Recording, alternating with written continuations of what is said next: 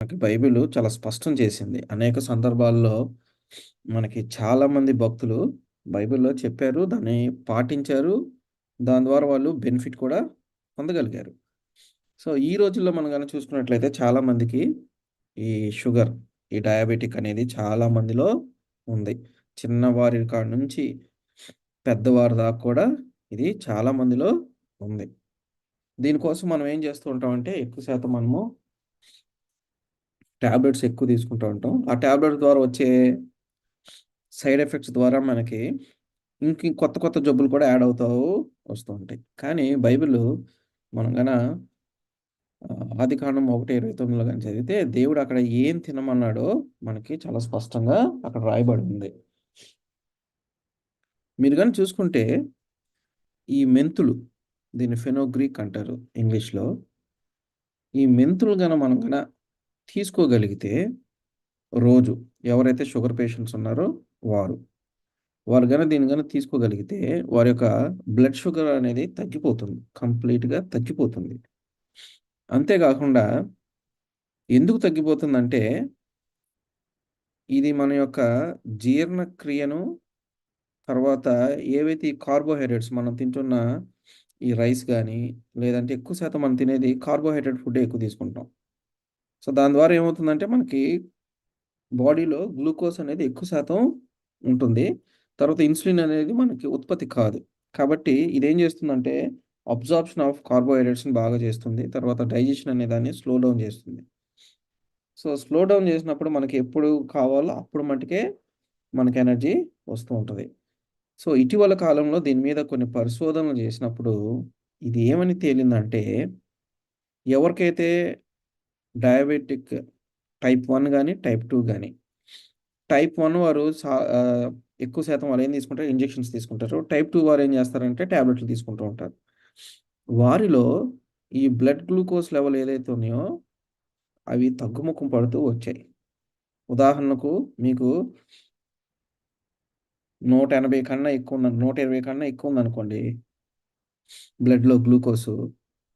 ఒకవేళ మీరు ఇది గాని తీసుకుంటే అది క్రమంగా 110, 90 అలా దాన్ని మెయింటైన్ చేయటానికి ఇది చాలా ఉపయోగపడుతుంది. తర్వాత ఇటీవల కాలంలో ఇండియన్ రీసెర్చర్స్ కూడా దీని మీద పరిశోధన చేసినప్పుడు రోజుకు 100 గ్రాముల ఈ మెంతి పౌడర్‌ని మన డైట్‌లో వాడితే ఈ టైప్ 1 డయాబెటిక్ ఎవరైతే ఉన్నారో అంటే ఇన్సులిన్ మీద ఆధారపడి ఎవరైతే ఉన్నారో వారందరూ కూడా ఈ ఫ ఈ గ్లూకోజ్ లెవెల్స్ అన్నీ కూడా బాగా తగ్గాయని వారు సైంటిఫిక్‌గా ప్రూవ్ చేశారు. తర్వాత అంతే గాకుండా కార్బోహైడ్రేట్ ఎక్కువుందంటే అపోహ ఏంటంటే, మనం ఎక్కువ చికెను గాని, మటన్ గాని మాంసాహారాలు ఎక్కువ తీసుకున్నప్పుడు మనకి కొలెస్ట్రాల్ వస్తుందని ఒక అపోహ ఉంది. కానీ అది అబద్ధం. కొంతవరకు మనం ఫ్యాట్స్ తీసుకోవాలి. కానీ మనకి ఎక్కువ కార్బోహైడ్రేట్స్ ఎక్కువ మన బాడీ మనం తీసుకోవటం ద్వారా మన బాడీలో అది స్టోర్ చేసుకోలేదు. స్టోర్ చేసుకున్నప్పుడు ఏం చేస్తుందంటే, అది లివర్‌లో పెడుతుంది కార్బోహైడ్రేట్స్ అన్నిటిని. లివర్‌లో పెట్టినప్పుడు లివర్ ఏం చేస్తుందంటే, దాన్ని కొలెస్ట్రాల్‌గా కన్వర్ట్ చేస్తుంది. సో, ఎక్కువ శాతం మన కొలెస్ట్రాల్ అక్కడి నుంచే వస్తుంది. కొంతమంది చూడండి, వాళ్ళు మాంసాహారమే తినరు. కానీ వాళ్ళకి కొలెస్ట్రాల్ ఉంటది. కొంతమంది చాలా తక్కువ తింటారు. అయినా కూడా వాళ్ళ కొలెస్ట్రాల్ చాలా హైలో ఉంటది. దానికి రీజన్ ఏంటంటే లివరు మనం తీసుకున్న కార్బోహైడ్రేట్స్‌ని కొలెస్ట్రాల్‌గా కన్వర్ట్ చేసి దాన్ని మన బాడీలో చూపిస్తుంది. సో, ఈ ఫెనోగ్రీక్ అంటే ఈ మెంతిని మనం తీసుకున్నట్లయితే రెగ్యులర్‌గా ఇది కొలెస్ట్రాల్‌ని కూడా తగ్గిస్తుంది. ట్రైగ్లిజరైడ్స్‌ని తగ్గిస్తుంది. అంతే గాకుండా ఇదివరకు మన పూర్వీకులు ఏం చేసేవాళ్ళంటే మోషన్స్ వచ్చినప్పుడు చాలామంది ఈ మెంతిని కొన్ని గింజలు నోట్లో ఏసుకొని నమిలి నీళ్ళు తాగేసేవారు. తగ్గిపోతుంది. మోషన్స్ స్టాప్ అయిపోతాయి. కాబట్టి దేవుడు మనకి ఇటువంటి అద్భుతమైన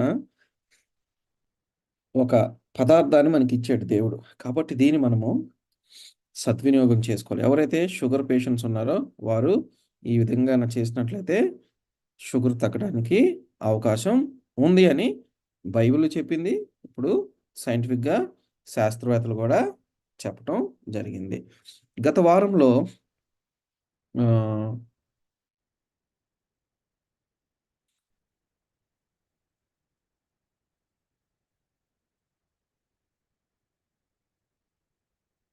గత వారం మనము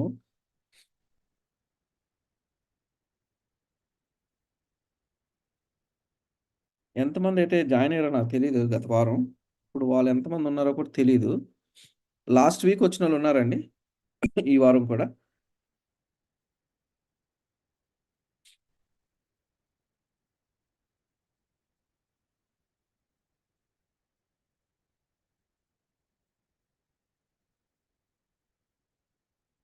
సో, పోయిన వారం వచ్చినోళ్ళు గాని ఎవరైనా ఉంటే వాళ్ళకి అర్థమవుతుంది. పోయిన వారం మనము ఆహాబు, తర్వాత ఈ జెజెబెలు, తర్వాత ఈ ఎలీజా ప్రవక్త గురించి మనము నేర్చుకున్నాం. అక్కడ గాని మనం చూసుకున్నట్లయితే ఏ విధంగా వీరు ఈ ఆహాబు,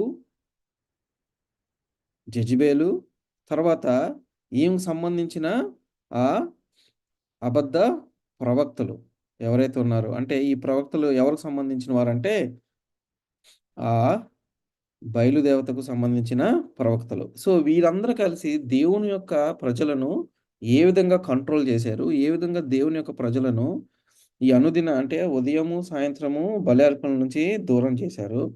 ఏ విధంగా దేవుని యొక్క 10 ఆజ్ఞల నుంచి వారిని పక్కకు పెట్టేశారు? ఏ విధంగా దేవుని యొక్క ప్రజలను వారు ప్రవక్తలను చంపించారు? ఇవన్నీ కూడా గత వారం మనము తెలుసుకున్నాం. సో, అదంతా మనం ఒక సమ్మరీలాగా చూసుకున్నట్లయితే, ఇక్కడ ఎలీజా ఒక పని ఏం చేశాడంటే, అతను తన యొక్క పని దేవుడైతే ఏదైతే అప్పగించాడో, ఆ పనిని చాలా కర్తవ్యంతో దాని ఆ పరిస్థితుల్లో కూడా అటువంటి పరిస్థితుల్లో కూడా ఆయన ఏ విధంగా దాన్ని ఎదుర్కొని ధైర్యంగా నిలబడ్డాడు. రాజు దగ్గర వెళ్లి ఏ విధంగా నిలబడి దేవుడు ఆయనకి ఏం చెప్పాడో చెప్పగలిగాడో మనకు తెలుసు. తర్వాత అంతే కాకుండా ఇజ్రాయేలు చేసిన పాపాన్ని బట్టి అక్కడ 3:30 సంవత్సరాలు వర్షింపకున్నప్పటికీ కూడా, ఆ 3:30 సంవత్సరాలు మనం ఏ విధంగా చూడాలంటే, మనం ఆ దేవుని యొక్క ఆజ్ఞలను, దేవుని యొక్క ధర్మశాస్త్రాన్ని, దేవుని యొక్క కట్టడలను మనం మనం పాటించకపోతే మన మీదకి కరువు రాబోతుంది. మనకి పంటలు పండవు. వర్షాలు టయానికి పడవని బైబిల్ చాలా స్పష్టంగా మాట్లాడింది. ఆ 3:30 సంవత్సరాలు కూడా ఎందుకు అంటే, వీరు ఇంకా మారతారేమో అని దేవుడు వారికిచ్చిన సమయము. మీరు బాగా గమనించండి. యేసుక్రీస్తు వారు ఈ లోకానికి వచ్చినప్పుడు ఆయన 3:30 సంవత్సరాలు పరిచర్య చేశారు. తర్వాత ఆయన చంపబడ్డారు. తర్వాత తిరిగి లేచి ఆయన పరలోకానికి వెళ్ళిపోయారు. తర్వాత ఇదంతా కూడా 31 ఏడీలో జరిగింది. ఆ తర్వాత నుంచి మనం చూసుకుంటే స్టెఫెను రాళ్ళతో కొట్టివేయబడినంత వరకు కూడా ఇజ్రాయెల్ ప్రజల కాడ ఏమునిందంటే సువార్త వారి మధ్యలోనే ఉన్నింది. అక్కడితో వారి యొక్క ప్రొవిజన్ అయిపోయింది. వారి నుండి ఏమైంది సువార్త అనేది మనలాంటి వారందరికి కూడా అంటే ప్రపంచం మొత్తం కూడా వెళ్ళినట్లుగా మనం చూస్తున్నాం. సో, ఇక్కడ కూడా 3:30 సంవత్సరాలు వర్షాలు లేవు, కరువునింది. అది దేనికంటే ఇజ్రాయెల్ ప్రజలు మళ్ళీ తిరిగి నిజ దేవుని తెలుసుకుంటారని వారికి పెట్టిన గడువు. తర్వాత ఎలీజా నిజమైన ప్రవక్త అని మనం ఇక్కడ చూడొచ్చు. ఆయనకి ఒక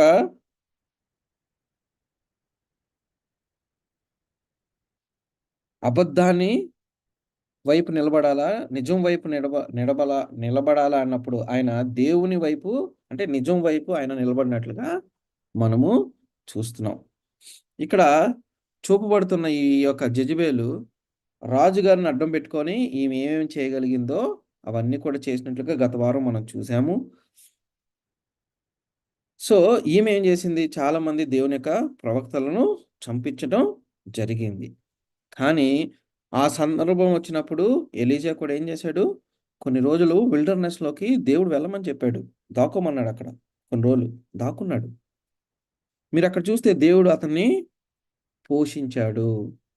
దేవుడు అక్కడ ఆయన్ని సంరక్షించాడు అనే విషయాన్ని మనము మర్చిపోకూడదు. తర్వాత వీరి యొక్క డైట్ చూడండి. చాలా సింపుల్ డైట్. ఆయన తిన్న ఆహారం చాలా సింపుల్. తర్వాత ఆయన నిజం వైపు నిలబడ్డాడు. ఏదైతే ఈ జెజబెలు అనుదిన ఆరాధనలు ఏవైతే ఇజ్రాయెల్ ప్రజలు చేశారంటే ఉదయము, సాయంత్రము బలి అర్పణలు ఏవైతే చేశారో దాన్ని నిలిపివేసింది. కానీ ఎలీజా వచ్చి ఏం చేశాడు? దాన్ని మళ్ళీ రెస్టోర్ చేసినట్లుగా మనం ఇక్కడ చూస్తున్నాం. దానికి ప్రతిఫలంగా దేవుడు ఆయనేం చేశాడు? బతికున్నంగానే ఆయన్ని పరలోకానికి తీసుకొని వెళ్ళినట్లుగా మనము చూస్తున్నాం. ఆఖరు దినాల్లో కూడా మనం గనక గమనించినట్లయితే మనకి ఇటువంటి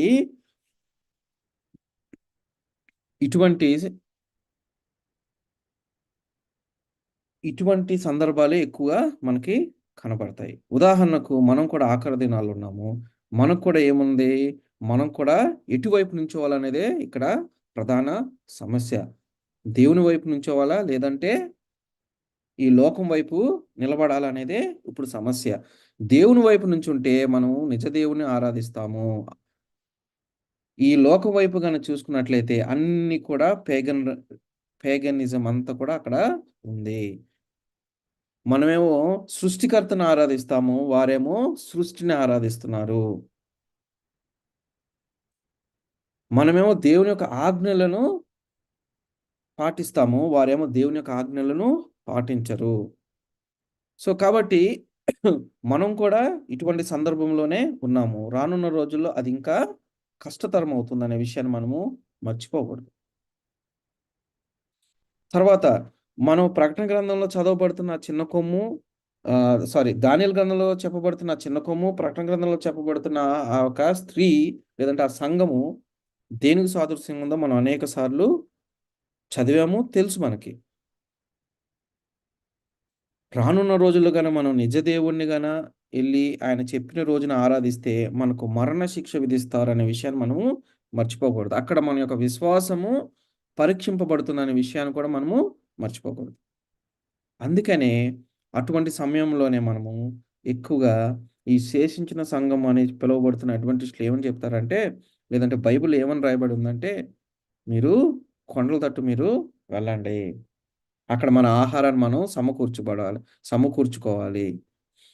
మనమే పండించుకోవాలి అని చెప్తూ ఉంటారు. ఎందుకంటే ఎలి ఎలీజా ఏ విధంగా అయితే ఒక అరణ్యంలోకి వెళ్లి ఉన్నాడో, మనం కూడా ఆ విధంగా కొన్ని రోజులు వెళ్తే దేవుడు మనల్ని అక్కడ పోషిస్తాడు. తర్వాత మన డైట్ చాలా సింపుల్‌గా ఉండాలనే విషయాన్ని మనము మర్చిపోకూడదు. తర్వాత యేసుక్రీస్తు వారు రెండోసారి వచ్చినప్పుడు మనం అందరం కూడా ఆయన వైపుగా నుండి ఆయన ముద్రగాని మన మీద ఉంటే మనము పరలోకానికి దేవుడు మనల్ని తీసుకొని వెళ్తాడు. ఆ పరలోకానికి అర్హత సంపాదించిన వారుగా ఉంటామనే విషయాన్ని కూడా మనము మర్చిపోకూడదు. ఇది మనము గత వారము నేర్చుకున్నాము.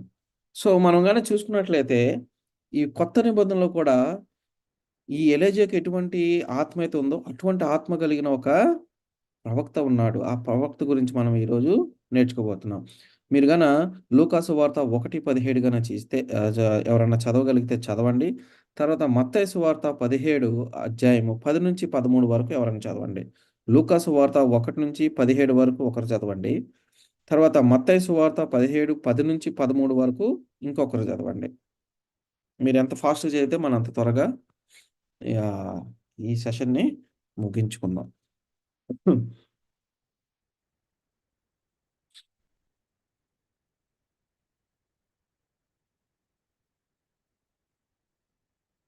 ఎవరైనా చదువుతున్నారా?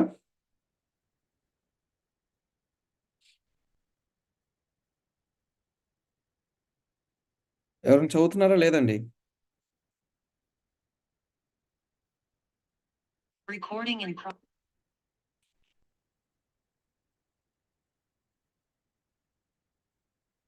లూకాసు వార్త 1:17 recording in progress.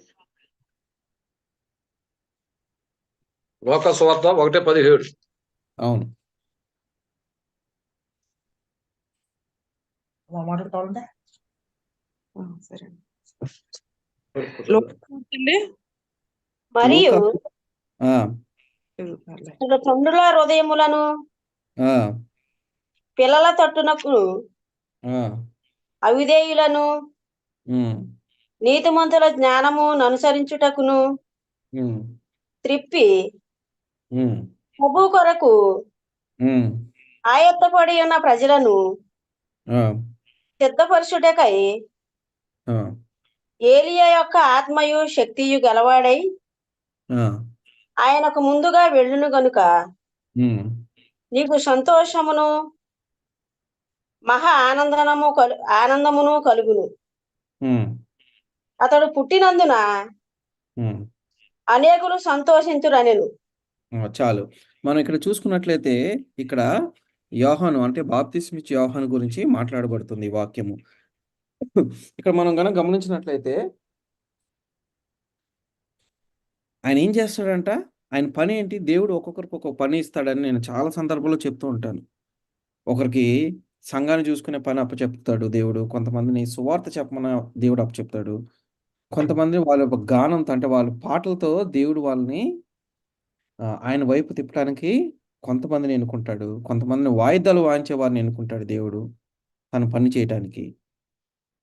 సో, దేవుడు ఈ విధంగా వాడుకుంటాడు. ఆ కాలంలో బాప్తిస్మిచ్చే యోహాను కూడా దేవుడు ఎందుకు పిలిచాడు అంటే, మరియు అతడు తండ్రుల హృదయమును పిల్లల తట్టుకును, అవిధేయులను నీతిమంతుల జ్ఞానమును అనుసరించుటకు తిప్పి, ప్రభువు కొరకు ఆయత్తపడి ఉన్న ప్రజలను సిద్ధపరచుటకే ఏలి ఒక ఆత్మ శక్తి గలవాడై. చూసారా? తండ్రులేమో పిల్లల వైపు తిప్పుతానంటున్నాడు. తర్వాత అవిధేయులైన వారిని నీతిమంతుల జ్ఞానం వైపు తిప్పుతానని చెప్తున్నాడు. సో, ఈయన ఏ పని కలిగి ఉన్నాడంటే, ఆనాడు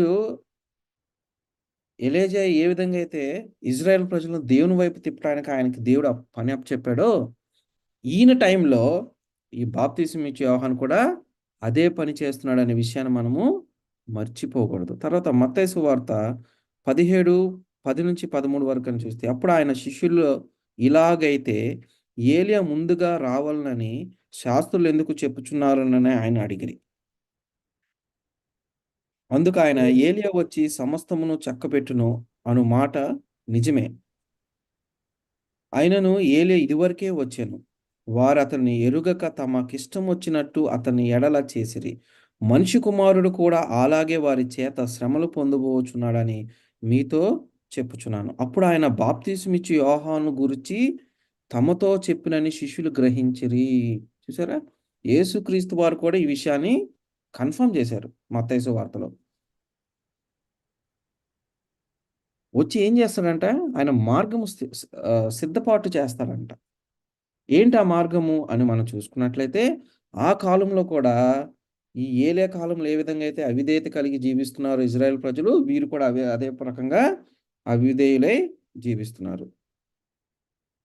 మనకి పదాజ్ఞలో ఒక ఆజ్ఞ ఏంటంటే, తల్లిదండ్రులను సన్మానింపుము అని ఉంది. వారికి గౌరవం ఇవ్వాలా. వాళ్ళ మాట వినాల. పిల్లలు ఎవరైతే ఉన్నారో వాళ్ళు ఎంత పెద్దోళ్ళైనా సరే వాళ్ళ మాట వినాల్సిందే. తప్పదు. అది ఆజ్ఞ. దేవుడి యొక్క ఆజ్ఞ. తర్వాత మీరు సామెతల గ్రంథంలో గాని చూస్తే, అక్కడ కూడా దేవుడు చెప్తున్నాడు, మనం గన తల్లిదండ్రులు గన తిడితేనంట మన ఆయుష్ తగ్గిపోతుందంట. కాబట్టి తల్లిదండ్రుల విషయంలో మనం చాలా జాగ్రత్తగా ఉండాలని ఇక్కడ బైబిల్ హెచ్చరిస్తుంది. కాబట్టి వాళ్ళని మనం ఏదంటే అది దూషించకూడదు. దూషించామా మన ఆయుష్ తగ్గిపోతుంది. పిల్లల ఆయుష్ తగ్గిపోతుంది. కాబట్టి తల్లిదండ్రులను ఎప్పుడు కూడా మనం దూషించడానికి అర్హత లేదు. తర్వాత మనం ఇక్కడ గనుక చూసుకున్నట్లయితే, వీరు కూడా దేవునికి అవిధేయులై ఉన్నారు. వీరు కూడా లోకం వైపే ఉన్నారు. కాబట్టి బాప్తిసం ఇచ్చే యోహాను ఆయన అడవిలో ఉంటాడు. తర్వాత ఆయన వచ్చి హెచ్చరికలు జారీ చేస్తూ అక్కడ ఉన్న వారిని అందరూ కూడా ప్రతిసారి హెచ్చరిస్తూ వస్తున్నట్లుగా మనము చూస్తున్నాం. తర్వాత ఆయన ఒక మిషనే అది. తర్వాత మత్తయి సువార్త 11:10లో గనుక చూసుకున్నట్లయితే, ఆయన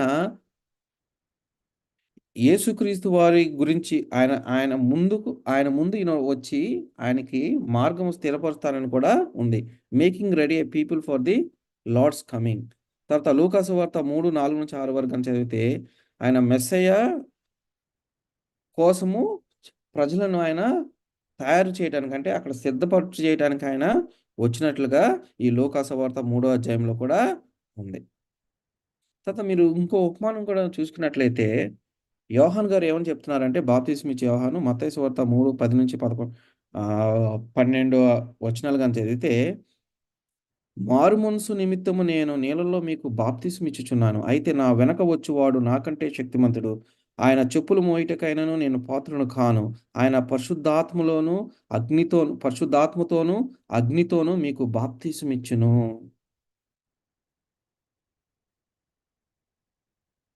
కాబట్టి బాప్తిస్మ ఇచ్చే యోహాను ఆయన మార్గం సిద్ధపాటు చేస్తున్నాడు. యేసుక్రీస్తు వారు వస్తారు. లోకరక్షకుడు వస్తున్నాడు. నేనన్నా మీకు నీళ్ళతో బాప్తిస్మ ఇస్తాను గాని ఆయన అగ్నితో బాప్తిస్మ ఇస్తాను అంటున్నాడు. ఇక్కడ పరిశుద్ధాత్మ దేవుడని అర్థం. కాబట్టి ఆయన మార్గం సిద్ధపాటు చేయడానికి ఈయన వచ్చాడు. కానీ ఈయన ఎటువంటి ఆత్మ అయితే కలవాడో బాప్తిస్మ ఇచ్చి కూడా అటువంటి ఆత్మ గలవాడని మనం ఇందాక చదువుకున్నాం లోకాసువార్తలో. ఇక్కడ గమనించినట్లయితే ఆ కాలంలో హేరోదు పరిపాలిస్తున్నాడు. మీరు లూకాసువార్త 3వ అధ్యాయం గాని చదివితే అక్కడ యోహాను ఎన్ని సంవత్సరాలు అక్కడ పరిచర్య చేశాడు అనేది దాంట్లో రాయబడింది. ఆ చరిత్ర అక్కడ రాయబడింది. నేను అన్నీ చెప్పట్లేదు. మీరు కానీ చూసుకున్నట్లయితే ఈ AD 29 నుంచి AD 27 నుంచి AD 29 మధ్య ప్రాంతంలో ఆయన సేవ చేసినట్లుగా మనకు తెలుసు. మీరు ఆ చాప్టర్ కనుక చదివితే మీకు అక్కడ రాయబడింది. సో ఇక్కడ హేరోదు మహారాజు ఏం చేశాడు మనందరికి తెలుసు. తన సహోదరుడి భార్యను వివాహం చేసుకున్నట్లుగా మనము చూస్తున్నాం. సో అక్కడ ఏంటి మనకు 10 ఆజ్ఞలో ఒక ఆజ్ఞ ఏంటి? వ్యభిచరింపకూడదు అనేది ఒక ఆజ్ఞ. దేవుడు ఇచ్చాడు చేయకూడదని.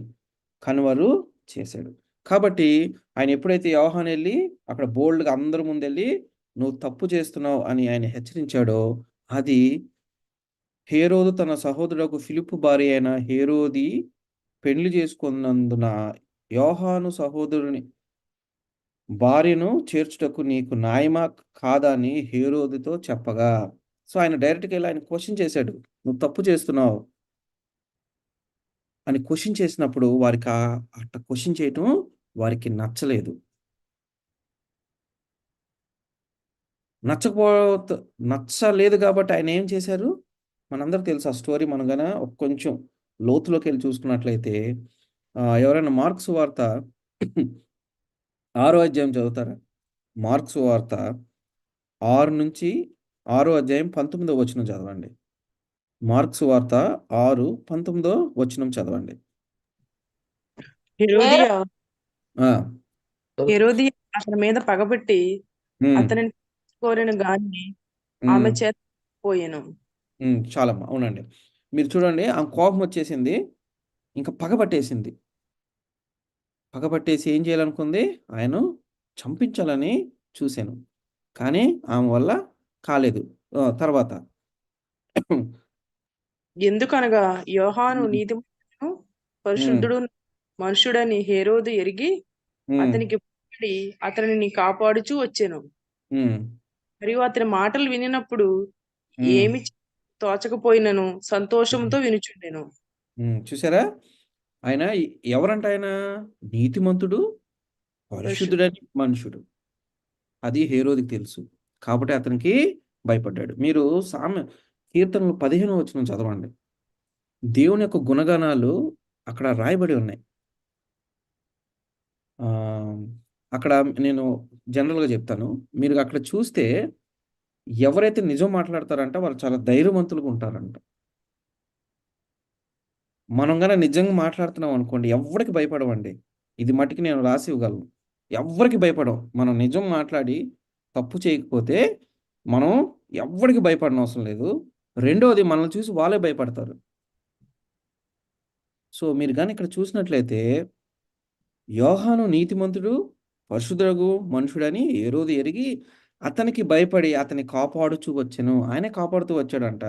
తర్వాత ఆయన మాటలు విన్నప్పుడు, ఇప్పుడు మహారాజా నువ్వు తప్పని చేసావు, నువ్వు ఇలా చేయకూడదు అని చెప్పినప్పుడు ఆయనకి ఏమి చేయాలో తోచలేదు, కానీ ఆయన చెప్పిందంతా సంతోషంగా వింటున్నాడంట. ఓ ప్రవక్త గారు చెప్తున్నాను నేను వినాలి అని వింటున్నాడంట. కానీ ఎవరు కోపం వచ్చింది? హేరోదియ. ఎవరైతే ఆయన వివాహం చేసుకున్నాడో ఆమెకి కోపం వచ్చింది, పగబట్టేసింది. తర్వాత నెక్స్ట్ చదవండి. అయితే తగిన దినం ఒకటి వచ్చెను. ఆ, ఎట్లనగా ఆ, హేరోదు తన జనన దినోత్సవం ముందు తన ఉమ్, ప్రధానులను సహస్రాధిపతులకును గలిలయ దేశ ప్రముఖులకు విందు చేయించెను. చూసారా? ఒక దినం వచ్చినప్పుడు ఆయన బర్త్డే వచ్చింది, అందరికీ విందు చేయించాడు. ఆ విందులో మనందరూ తెలుసు ఆ స్టోరీ. ఆ హేరోదుని కుమార్తె అక్కడ నాట్యమాడి మహారాజుని ప్రశంసనం చేసుకుంది. నీకేం బహుమతి కావాలన్నప్పుడు, నాకు చెరసాల్లో బంధింపబడిన యోహాను తల కావాలన్నప్పుడు ఆయనకి మాట ఇచ్చిన తర్వాత తీసుకోవటం రాజులకి లేదు కాబట్టి ఆయన చంపించేశాడు. ఆ స్టోరీ అంతా మనకు తెలుసు. మీరు బాగా గమనించండి, ఈ జెజబెల్ స్టోరీలో చూడండి, ఆమె ప్రవక్తలందరిని చంపించాలంటే ఎవరి తరపున ఆమె ఉత్తరాలు రాసింది? ఆహాబు సంతకం పెట్టి ఈ జెజబెల్ రాసింది, అవునా? గుర్తుందా మీకు? జెజబెల్ ఏం చేసింది? ఆహాబుని అడ్డం పెట్టుకొని తను ఏమైతే చేయించాలనుకుందో దేవుని యొక్క బలిపీఠాలను త్రోసివేసింది. తర్వాత ఆమె మంత్రసాని అని మనకు తెలుసు. తర్వాత ఆహాబు పేరు మీద ఉత్తరాలు రాసి, లేదంటే ఆయన ముద్ర వాడుకొని ఆమె ఏమేం చేయాలనుకుందో అవన్నీ కూడా అక్కడ జరిగించినట్లుగా మనం చూస్తున్నాం. ఏం చేసింది అక్కడ? దేవుని యొక్క ప్రవక్తలందరిని కూడా చంపించింది ఆమె.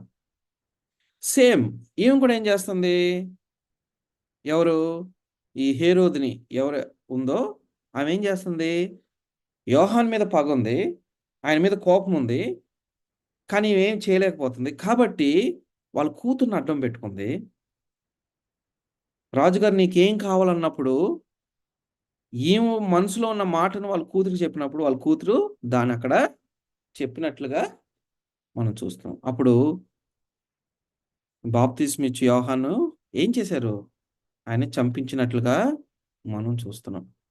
ఈయన దేనికోసం నిలబడ్డాడు అని మనం చూస్తే, ఒకటి నిజం కోసం నిలబడ్డాడు. ఏంటి ఆ నిజం? లేదంటే దేవుని యొక్క ఆజ్ఞ కోసం నిలబడ్డాడు. ఈ 10 ఆజ్ఞల్లో ఒక ఆజ్ఞ ఏంటి? వ్యభిచరింపకూడదు. సో నువ్వు వ్యభిచారం చేశావు, నువ్వు తప్పు చేసావు అని చెప్పినప్పుడు అది ఎట్ట చెప్పాడు? ధైర్యంగా వెళ్ళి చెప్పాడు ఆయన. భయపడలేదు. తెలుసు ఆయనకి నేను ఎటు వెళ్ళి చెప్తే ఆయన నన్ను చంపేస్తారని కూడా తెలుసు. కానీ దేవుడు ఏవైతే చెప్పమన్నాడో, దేవుడు ఏవైతే చేయమన్నాడో ఆయన అక్కడ అది చేసినట్లుగా మనము చూస్తున్నాం. తర్వాత యేసుక్రీస్తు వారు రాకముందు, అంటే మెస్సయ్య ఆయన సేవలోకి రాకముందు ఈయన ఏం చేస్తున్నాడు? అక్కడున్న ప్రజలందరిని హెచ్చరిస్తున్నాడు. మారు మనసు పొందండి అని హెచ్చరిస్తున్నాడు అనే విషయాన్ని మనము మర్చిపోకూడదు. తర్వాత ఈయన నిజమైన ప్రవక్త. ఎందుకు నిజమైన ప్రవక్త? మనం చూసుకున్నట్లయితే ఏలియాకి ఎటువంటి ఆత్మగా అయితే ఉందో అటువంటి ఆత్మశక్తి గలవాడే ఈ బాప్తిస్మిచ్చు యోహాను అనే విషయాన్ని మనము మర్చిపోకూడదు. తర్వాత ఈయన కూడా నిజ దేవుణ్ణే ఆరాధించాడు అనే విషయాన్ని మనము మర్చిపోకూడదు. నిజ దేవుణ్ణే ఆరాధించాలని అక్కడ ఉన్న ప్రజలందరూ, అంటే ఇజ్రాయెల్ ప్రజలందరూ కూడా హెచ్చరిస్తూ వస్తున్నాడు. మీరు అక్కడ ఎలీజా చూస్తే ఎలీజా కూడా అదే చేస్తున్నాడు. ఆయన కూడా ఆ అనుదిన బలి అర్పణలు ఏవైతే ఆపివేశారో దేవునికి, వాటిని మళ్ళీ ఆయన రెస్టోర్ చేశాడు. మీరు చూడండి, ఆయన ఎలీజా గారు ఏం చేశారు? అక్కడ 12 రాళ్ళు తీసుకున్నాడు. 12 ఇజ్రాయెల్ గోత్రాలు 12 అయితే ఈయన కూడా 12 రాళ్ళు తీసుకుని అక్కడ బలిపీఠం కట్టి కరెక్ట్గా ఆ సాయంకాల సమయం ఏ టైంలో అయితే వాళ్ళు బలి అర్పణలు ఇస్తారో అదే టయానికి ఆయన ఏం చేశాడు? అక్కడ ఆ మెరాకిల్ చేశాడు ఆయన. సో కాబట్టి ఇక్కడ బాప్తిస్మిచ్చు యోహాను కూడా ఈ ట్రూ వర్షిప్ ఆయన రెస్టోర్ చేసినట్లుగా మనం చూస్తున్నాం.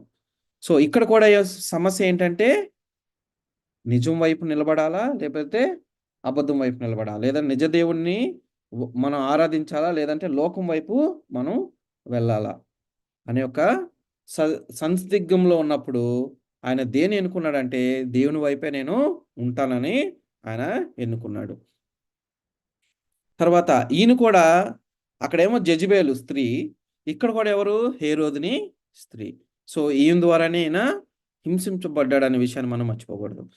అక్కడ ఏలియా గారికి ఏ విధంగా అయితే మరణశిక్ష విధించాలనుకుందో జెజబేలు, ఇక్కడ కూడా ఈయనకి మరణశిక్ష విధించాడు. సో, అక్కడ ఆయన యొక్క విశ్వాసాన్ని టెస్ట్ చేశారు. ఇక్కడ కూడా యోహాను యొక్క విశ్వాసాన్ని దేవుడు పరీక్షించాడు. అక్కడ ఆయన విజయం పొందాడు. ఇక్కడ యోహాను గారు కూడా విజయం పొందాడు. కొంతమందిని దేవుడు అలౌ చేస్తాడు. ఆ మరణం నుండి వెళ్ళటానికి దేవుడు అలౌ చేస్తాడు. సో, ఇక్కడ యోహాన్ని దేవుడు అలౌ చేశాడు. సో, ఈయన చనిపోబడ్డాడు. తర్వాత ఇతను కూడా చాలా సింపుల్ డైట్. ఆయన ఆహారం ఏంటో మీకు తెలుసు.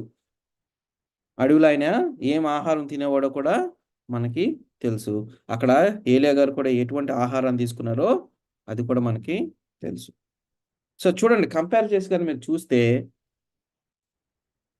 పాత నిబంధన గ్రంథంలోనేమో నిజమైన ఏలియా ఆయన్ని లిటరల్‌గా అక్కడ జరిగినాయి. ఇక్కడ కూడా ఈ కొత్త నిబంధన కాలానికి వచ్చేపోతే యోహాను గారు. అక్కడ ఆయన ఇజ్రాయెల్ ప్రజలను మందలిస్తూ అక్కడ ఆయన ఇజ్రాయెల్ ప్రజలను ఏవైతే వాళ్ళు దేవుని యొక్క ఆజ్ఞలను మర్చిపోయారో దాన్ని వారు తీశారు. అక్కడ బలి అర్పణలు దేనికి సాదృశ్యంగా అంటే రాబో యేసుక్రీస్తు వారికి సాదృశ్యంగా ఉన్నాయి. ఇక్కడ కూడా యోహాను గారు ఏం చేస్తున్నారు? రానున్న రక్షకుని కోసం ఈయన మార్గము సరళం అంటే సిద్ధపాటు చేస్తున్నట్టుగా మనము ఇక్కడ చూడగలం. ఇప్పుడు మన పనేంటి?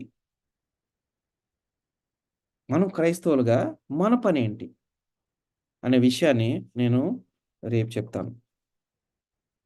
తర్వాత రానున్న రోజుల్లో కూడా మనకి ఇటువంటివే జరగబోతున్నాయి. అప్పుడు ఏవైతే జరిగాయో అవే ఇప్పుడు కూడా జరుగుతాయనే విషయాన్ని మీరు మర్చిపోకూడదు. ఒకవేళ మీరు గమనించినట్లయితే ఈ ఏలియా గారి కాలంలో జరిగినవి మనకు తెలుసు. 3.5 సంవత్సరాలు వర్షము కురవలేదు. తర్వాత ఆ చిన్న కొమ్ము వచ్చినప్పుడు ఈ 538 ఏడీ నుంచి 1798 ఏడీ వరకు కూడా అంటే ఈ 1260 సంవత్సరాలు కూడా ఏ విధంగా దేవుని యొక్క పిల్లలను వీరు హింసించారనే విషయాన్ని మనము ఈ దానియేలు 2వ అధ్యాయము ఆ ప్రతిమలో చూసాము. తర్వాత దానియేలు 7వ అధ్యాయంలో ఆ యొక్క క్రూర మృగాల గురించి మనం నేర్చుకున్నప్పుడు ఆ చిన్న కొమ్ము ఏం చేసిందో విషయాన్ని మనం తెలుసుకున్నాం. రేపు ఈ మూడిటిని కంపేర్ చేద్దాం. అంటే ఏలియా గారి జీవితంలో ఏలియా గారి టైంలో జరిగినవి, తర్వాత యోహాను గారు టైంలో జరిగినవి, తర్వాత మన టైంలో జరిగేవి. అంటే ఇప్పుడు మన ప్రస్తుత కాలంలో జరుగుతున్నవన్నీ కానీ మనం కంపేర్ చేసి చూస్తే వారికి ఏవైతే జరిగాయో ఎగ్జాక్ట్గా అవే మనకి జరగబోతున్నాయి. వారికి అక్కడ ఏలియా గారి టైంలో ఆహాబు, జెజబేలు అబద్ధ ప్రవక్తలు ఉన్నారు. యోహాను గారికి కాలానికి వచ్చేపాటికి ఎవరున్నారు? హేరోదు మహారాజు, తర్వాత హేరోదిని, తర్వాత వాళ్ళ కూతురు. అక్కడ 3 శత్రువులు, ఈయనకి ఇక్కడ 3 శత్రువులు. మనం కూడా రానున్న రోజుల్లో మనకి కూడా 3 శత్రువులు ఉన్నారనే విషయాన్ని మనము మర్చిపోకూడదు. ఆ 3 శత్రువుల గురించి ఆల్రెడీ మనము నేర్చుకున్నాము. కానీ రేపు ఇంకొంచెం లోతుగా వారి గురించి మనము తెలుసుకుందాం. కళ్ళు మూసుకున్నట్లయితే ప్రార్థన చేసుకుందాం. సర్వోన్నతుడ, సర్వాధికారి, సర్వ సృష్టికర్త, వందనాలు, స్తుతులు, స్తోత్రాలు ప్రభా. గతించిన తండ్రి, కాలం అంతా కూడా మమ్మల్ని ఎంతగానో కాచి కాపాడి ఈ యొక్క రాత్రికాల సమయంలో మీరు మాకు ఇచ్చిన ఈ శ్రేష్టమైన సమయాన్ని బట్టి వేలాది వందనాలు తండ్రి. ప్రభా, ఈ జీవంలో కూడుకున్న ప్రతి ఒక్కరిని పేరు పేరున దీవించండి, కాచి కాపాడండి ప్రభా. మాకు కావాల్సిన ప్రతి ఒక్క అవసరతలు తీర్చండి తండ్రి. ప్రభా, మానవులము బలహీనులము తండ్రి. ప్రభా, మేము ఎన్నిసార్లు వాక్యం చదివినప్పటికీ, ఎన్నిసార్లు నీ యొక్క మాటలు విన్నప్పటికీ తండ్రి, మేము గొర్రెల వల్లే తప్పిపోతూ ఉంటాం తండ్రి. అయినప్పటికీ ప్రభా, ఎంతో ఓపికతో ప్రభా, ఎంతో ప్రేమతో మా మీద జాలితో తండ్రి ప్రభా, మీరు మీతో పాటు మమ్మల్ని ఆ ఒక పరలోక పట్టణంలో నివసించడానికి మీరు మమ్మల్ని పిలిచిన విధానాన్ని బట్టి ప్రభా, మీకు వెళ్ళైన వందనాలు చెల్లించుకుంటున్నాం తండ్రి. మరి ఒకసారి తండ్రి, ఈ అంత్యకాలంలో తండ్రి నీ రాకడకు మేము సిద్ధపడే వారిలాగా మమ్మల్ని తీర్చిదిద్దమని కూడా బతిమాలుకుంటున్నాం. మరి ఒకసారి తండ్రి, ఇక్కడ కూడి ఉన్న ప్రతి ఒక్కరిని పేరు పైన దీవించండి. మాలో ఎవరికైనా అనారోగ్యంగా ఉన్నట్లయితే ప్రభా, సంపూర్ణమైన ఆరోగ్యం దయచేయండి తండ్రి.